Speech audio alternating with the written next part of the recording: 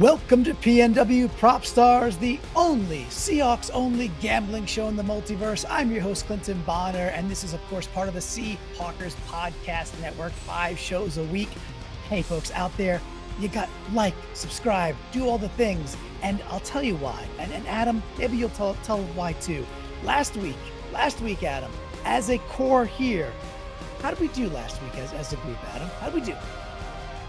Crushed it. Absolutely crushed it. I don't know what else to say. We made everybody money. Just look at our bets. Bet the same. We all made money. It didn't matter who you listened to. We were just on fire. Let's hope we can carry it over this week. I love it. Our Seahawks went to 4-2, and we took advantage. And hey, the pivoting of like, you know what? Our defense has been stepping up, and we all leaned into that and found some great bets. We'll review that in a second. And Mr. Wilson, you're back on the East Coast. You were last week. I feel like that's the lever, Wilson. You travel home, you watch from your couch. You're back on the East Coast in Princeton, and we get the dubs, man. We get the dubs. So how are you feeling as we head into throwback week this week, Wilson? Oh, I'm loving all the posts on social media this week for throwback week. Hopefully they deliver a game that is worthy of the jerseys. I'm not so sure that's going to happen this week. We'll get into that a little bit more, but we will have to get into that. I was giving kudos on 3 and 3 out to the Seahawks social media team, their comms team, whoever, everybody that's touching everything they're doing with the throwbacks. They've done it. They've put the rest of the league on notice, kind of the way that the Los Angeles Chargers team, when they do the schedule release 2 years in a row with the awesome anime, right? So and anime, yeah. The anime, they absolutely crushed it and kind of became the envy of the league. I'm seeing so many other fans out there that are like, oh my gosh, I wish our team did half of what y'all did for your throwbacks, not just put out the jersey. So many kudos. If folks have not visited the site yet, the throwback site, the 90s website, just go Google it, figure it out. It's absolutely delightful to go click around all the little moments they put into that. Like really a ton of care. It's so well done. And the kits, the jerseys are absolutely beautiful. They're absolutely fire. So, and then folks, speaking of fire, let's put this on screen here. Hey, here's the deal. Only one person could wear the crown, and that it is what it is. Adam takes it. And look at the numbers at the bottom of the screen there. Adam up 169% on the week. Myself up 131% on the week. Our third person, our bronze medalist, up 108% on the week with Wilson. As Adam said, we all crushed it. But Adam, it is your glory. You are the PNW Prop Star champion of the world. Of the ones you had on screen, I mean, you could celebrate the entire collection, but is there one you're super proud of? You said, yeah, I knew that was going to hit. Well, there's a couple things to address here. One is that we can observe now when I wear the crown, when I reign over the PNW Prop Stars, unlike Wilson, I allow everybody else to win too, just win less. See, Wilson, he has us lose big and then he wins big because he's a tyrant. He's a young tyrant of a ruler. And I just wanted to point out how much more benevolent I am. But yeah, I actually was really proud of really all the tackling bets because that was one of the things I'd never really placed bets on before. It was something that I figured I felt about as strong about as anything going into that game with the offense being as wonky as it had been. And yeah, it all buffed out pretty much exactly how I thought it would. I didn't even put in a real fail Mary bet and still beat you guys' ass. Well, that is on you because I did text the entire group and said, "Hey, Sharps ain't playing, so here's your chance." Yeah, it was called radio I silence. wanted to give you a chance. Gotcha. Yeah, my fail Mary. Well, I got if it was an anytime touchdown, it would not have been a fail Mary because it's got to be plus 1,200 or longer odds. But Bobo still got his touchdown. I was, I liked my first bet. That was my biggest one. I loved that sweet pocket of that score. I kind of figured that's exactly where this game would be and hit that. And then Wilson, I got to give you props, dude.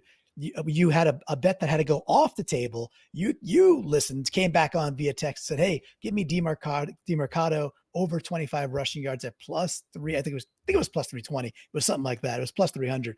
Dude, that was a great pivot bet right there. And 2 weeks ago, DeMarcado barely touched the ball. Last week, he was their go-to. He was their RB1. So either you knew something, you got lucky, or a mixture of both. But giving you some props to that was a great pull right there to bring that back into a another plus 300 bet. So we all won. We all did real nice. Wilson, you wanted to give an update on where do we stand so far for the season, so we know, ranges. Where are we? Who's got the most money so far, and how are we doing as a group? Well, in terms of the money as a group, we're in the positive at about $75. Nice. I'm sitting at 45.61. Adam is in the lead at 57.71, and then Clinton, you're inching back towards net zero there at under $14.19. So hopefully this week you break even, and we're all in the positive moving forward. Gotcha. All right. So two out of the three of us are good on the year. I'm holding us back. It's me. Hi, I'm the problem. I get it. Okay. So I will do my part. And like I say, every single week, it's my week to get the crown, because I've been saying that since last year. I did want to point this out on screen as well, that kind of a funky week. We're going into this week and did not practice yesterday. I did see that Tyler Lockett, he wore the jersey. He was out there for like the first part of practice, didn't practice the second part of practice. No K9. K9's got a calf something. I'm assuming it's a calf strain. He has not practiced for 2 weeks. Bobby Wagner has not, 2 days. Sorry, not 2 weeks, 2 days. Bobby Wagner has not practiced for 2 days. So it's a bit funky with what's out there. I'm sure other bets will evolve as we get closer to game time on Sunday, but we record this on Friday so we can get it out with that, boys. All right. So Adam, you are up on PNW Prop Stars. You've got the honors. You've got the T-box. Heavy is the head that wears the crown. We shall see where you're going on first down and why you're going there. All right, I'm extending my heater here with this first bet. So the Seahawks this season in 6 games, they have scored in the first quarter every single week. Now, what flavor of scores? 4 out of the 6 games, they have scored a touchdown in the first quarter, guys. This is like clockwork. So I'm taking the Seahawks to have over 0.5 total touchdowns in the first quarter, and that's plus 125. They've started out hot each and every game and at least put points on the board, but usually it's a touchdown. So that's what I'm going with there. Plus I get plus odds. So plus 125 if we score 6 6 in a touchdown in one score in the first quarter. I did like Will said, I liked Adam's math there. 4 out of 6, 2 out of 3 was clockwork for the man. He says that is clockwork. This is a different team. This is the Browns. This is the Browns defense. Do you think we are quite as good out of the gate and we do get a first quarter touchdown, or do you have different thoughts? I wouldn't be surprised. It's hard to say for sure because, listen, the Browns obviously had that sort of breakout game against the 49ers a couple weeks ago, but the 49ers offense appears to be sputtering a little bit. Now, the Browns are still a top defense, but I don't know how much we can say this is really a defense that's going to shut us down. It has a lot to do with what players are healthy, obviously, as you were saying a minute ago, but I don't hate it. And it's a pretty good odds, so. Yeah, plus 125 is nice. Hey, and again, these are the kind that, hey, I don't mind celebrating. We get out to a first quarter touchdown. I'm happy to send the text and go, dude, let's go. I like it. All right. So I think for those that did watch 3 in 3 out, that we're going to flip the script a little bit on the Browns. And the way we're going to do that is by throwing the ball more often than they expect, especially in early down situations where, you expect a run, and we're actually leaning more into the short passing game to balance out what should be a good running game. But without K9, potentially, we don't know. But if K9's not in and we still have some challenges across the offensive line, I think we're going to throw the ball more often than people suspect, and with success. So with that, there was a Geno prop on. I looked at both FanDuel and on DraftKings. It was a 10-yard difference in the yardage overage from FanDuel was less than DraftKings by 10 yards. So, I'll take the FanDuel one. So FanDuel had Geno at over 213 and a half passing yards. He's averaging 232 per game. So I like him to hit that, but then I wanted to spice it up just a little bit with Tyler maybe being hurt, again, missing practice two days in a row, whether he plays or not, he's probably not 100%. I also append this with JSN over 35 and a half yards receiving, and it gets me to a spicier plus 186. So Geno over 213 and a half, JSN over 35.5 yards receiving, plus 186 to get me out of the gate. I like it. Adam, do you like it? Is DK playing? DK is playing. Okay, I thought so. It seems as if they don't go JSN's way quite as often when DK's been out there. At least that's been the case to this point. But the only reason I've stayed away from offensive bets is because I'm kind of with Wilson. I don't know if this Browns defense is good or just another defense. I really don't know. You go down and you look at their schedule, and I mean, one of the better teams they played was the Bengals, but that was week 1 when Joey B was super hurt and like shut him down. Sure. They ended up losing to the Ravens, I believe. Like, they got spanked. Sure. They got spanked by the Ravens. Yeah, just like they did. They Ravens tore them up, and then Gardner Minshew somehow scored a bajillion points on them too. So you're right. It is sporadic. So I like the plus odds. I just am not totally sure what to get out of the offense, but I do think it's going to be better than ever Cleveland can do on offense for sure. Yeah, I think so too. All right, so Wilson, you go third this week because you were third. I know it's weird for you. I know this feels odd. Extremely rare. Yeah, but keep doing what you're doing. Give us your first bet.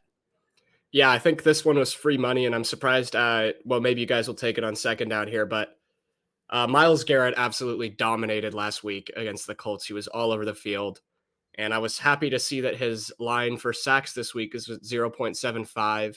So I'm going to take over that for minus 125. I frankly don't see a scenario in which Myles Garrett doesn't record a sack in this game. We're not, I think the offensive line has overperformed relative to expectations generally, given the injuries we've had, but we're not putting all pros out there, and you have to put out all pros to stop all pros and Myles Garrett, and he's a beast. So yeah, he's going to get a sack in this game. Yeah, this is one where I hope you're wrong, but I took a Trey Hendrickson bet a couple of weeks ago for the basically same idea, and that one hit. So I did see it, and I just felt, maybe we get lucky, but that's not a great strategy. Adam, do you think that Myles gets home yet again because, hey, he's a monster? Makeshift offensive line, one of the best DNs in the league. It's a fine choice. I didn't see those odds. That's fantastic odds.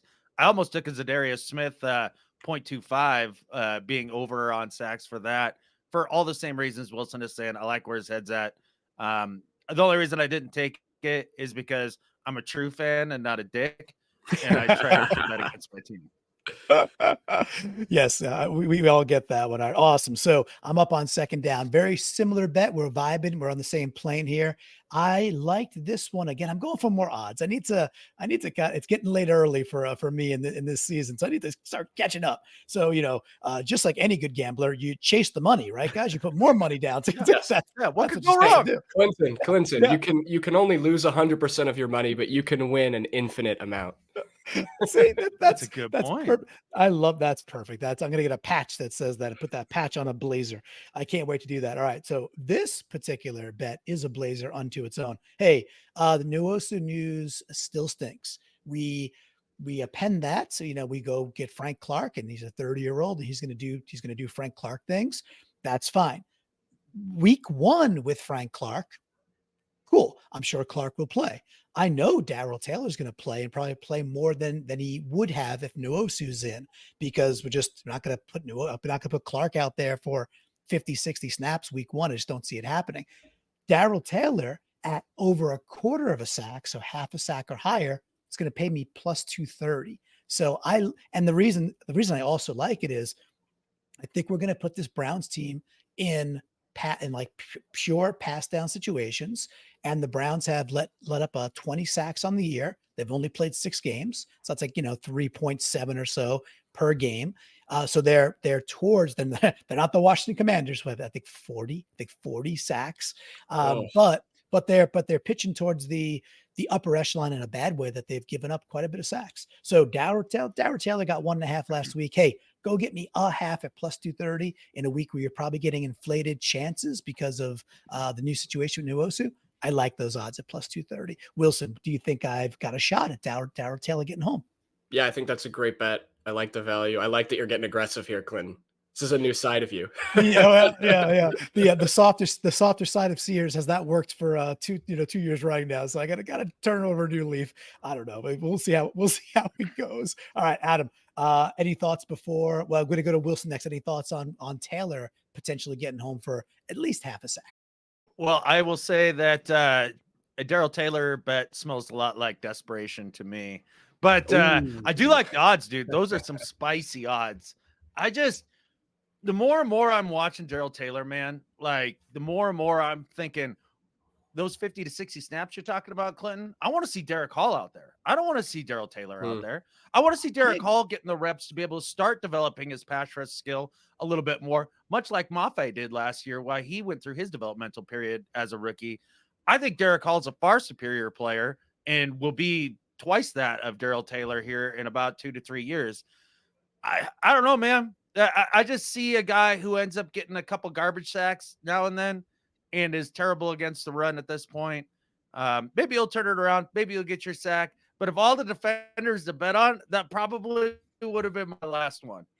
Ooh, Gotcha. I love spicy. it. Garbage time, garbage sacks at plus 230. I think I'm going to be loving cashing that one. All right, Wilson. That was a bit spicy. Shing, dude.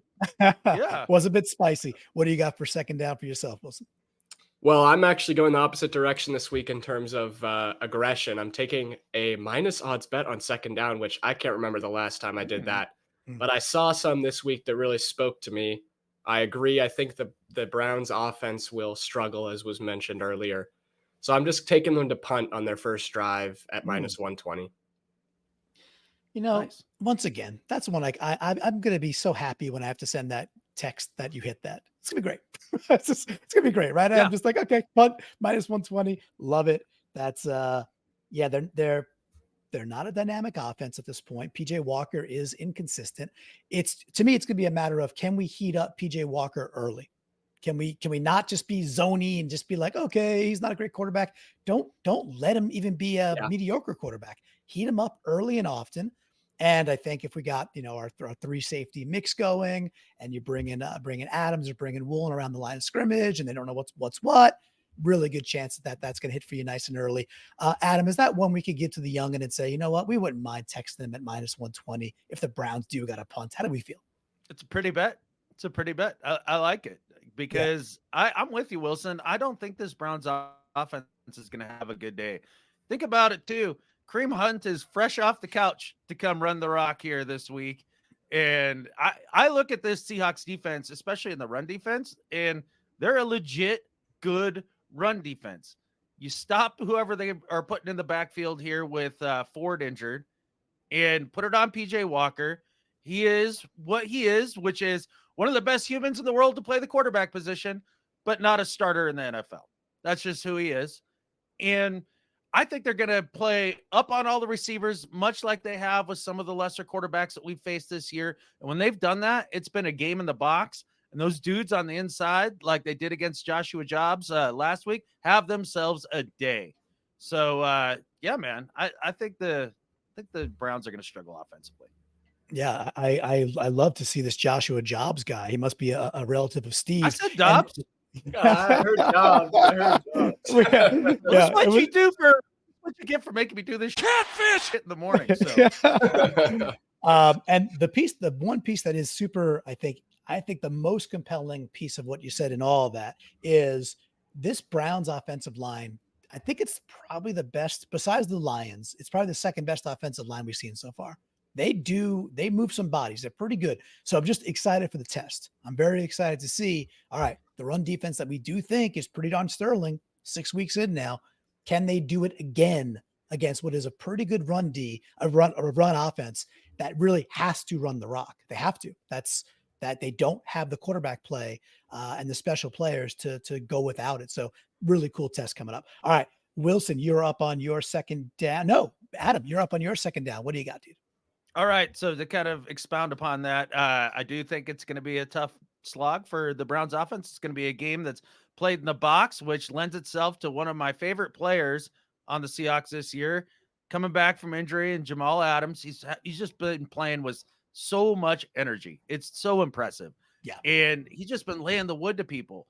And I think about all the players that we have on our team that are susceptible to, in a good way, the increased energy in the stadium that you can have at times. And this week is going to be off the hook with the throwback unis. I think Jamal Adams is going to be playing out of his mind. He's going to be geeked out of his mind. I think he's going to have over 3.5 sacks or 3.5 Oh, just tackles, careful. solo tackles. No, I wish he did. Careful. That'd be cool. 3.5 solo tackles plus 130. Plus 130. All right. So going back to the well, right, Wilson? So it hit last week. It hit pretty darn easily. You hit that last week, both of you. And Adam, you hit the B-Wags one as well, too. So Wilson, do you like Jamal to keep on just Jamaling at this point? Because he's been doing it since he got back healthy. Yeah, I love it. You might have to rub your eyes out there and remind yourself that it's not Kenny Easley on Sunday watching him fly around. So nice. That's exactly right. Yeah. All right. So that plus odds on Jamal just doing his job, kind of like it, because they're just bringing him down the box. He's basically on plays. He's playing linebacker essentially sometimes, and he's so good at it. It's really, really fun to watch. All right. Now we're bet 3. Wilson, what you got, dude? Well, it's related again to the fact that I think this game's going to be a bit of a slog offensively. It's a little parlay, and it's a Wilson 300, so don't worry about it. I got there this week. I thought about abandoning it, considering it was a little dry this week on DraftKings, but I found a way, and it's a pretty simple one. Take the Seahawks to win, money line. Take the under. It's under 38. And then I'm going to take the under on Geno passing yards at 224.5, just because his average this year has been only a little bit higher than that. And I think I consider the Browns defense to be at least, fairly above average, probably a top 5 defense. So yeah, and that gives me plus 310. Plus 310. Okay. Compiling some things there. I have a different take on Geno, I think, but again, I took something 10 yards less because of what FanDuel was offering versus where you're at with DraftKings. That 10 yards could be the whole caboodle right there. Plus 310. All right, Adam, before you do your third down bet, what do you think? Do you think is Wilson stretching a little bit on this week? He's kind of out of his, 2 negative bets, a Wilson 300 with a lot of things for the Seahawks to not overperform. I don't know. It feels a little icky to me. At least. Give me the legs of that parlay one more time. Just make sure I got it right. The most important part, Seahawks to win. All right. So the principle you got. Yeah. So you got that part right. Under 38 for the game, which is right at the line. I think 38.5 is what Vegas has the line, or 38. And then Geno under 222.5 yards thrown. 224.5. 224. Okay. Thank you. In case it comes down to it. Just got to get that. A lot of moving parts there, but I'm 1,000% on board with the logic here. I do think that this is going to be a relative low scoring game. I think the Seahawks actually win this game a little more easily than we think going in, just because of all the circumstances leading up to this one. I think he's got a good shot as long as Geno doesn't have a massive day, which against that secondary, it's possible if the line can keep him clean. That's the biggest if factor in all of this. I do agree. My prediction on what if was 27-12. So right at 39, 27-12. So when we win 27-12, Wilson, I'm gonna be very happy that you busted on your list 300. But you'll get the most important part right, which is the W. All right. That brings us back to Adam. You haven't given your third down bet quite yet. What do you got, dude? Yeah, so Wilson 300s are for pansies. I'm going with an Adam 400 this week. Oh, yeah. Wowzers. Yeah, so I'm stealing from another portion of Wilson's well here. Going to the point spans. I'm going to have the Seahawks to win by 7-12, and that is plus 425. And for all the reasons I mentioned earlier, I think the Seahawks win by 2 scores. I think it's probably a 10-point game. I said it on the flagship, maybe like another 20-10 kind of situation. I'm not saying the offense has to score a crap ton of points to win by that margin. I just believe that our defense versus their offense is more advantageous overall. I think we have a bigger advantage than with their defense versus our offense. So I like it. Seahawks 7-12. Yeah. So Adam, on what if I predicted that Seattle would win the game 27-12. So when that happens and you don't hit this, I'm going to be very happy that you bust out on that also, because it'll be over the amount that you're saying is in the band there. Wilson, Right. so I think you think this is a closer game and potentially even, no, you don't think so. Let's see. No, I honestly, my score prediction for this game would be like 17-7. I really think it's going to be Yeah. low Gotcha. scoring, but I really wish I had seen that bet, to be honest, because I might have gone with it on third Ooh, down here. like that, But it's a good one. likes the band. Yeah, It's a good one.